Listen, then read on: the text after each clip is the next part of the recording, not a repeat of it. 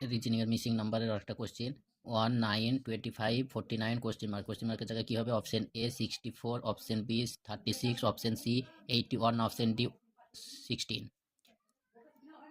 এটা কিভাবে হয়েছে?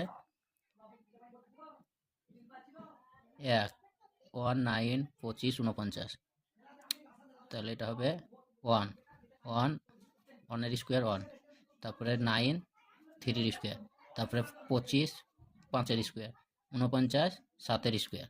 তাহলে এখানে কত হয়েছে? 1 3 5 7 9, তাহলে এরপরেটা হবে 9 এর স্কোয়ার, 9 এর square 81, option C correct answer. এটা আরেকভাবে করা যায়, এই 1 9 প্লাস 8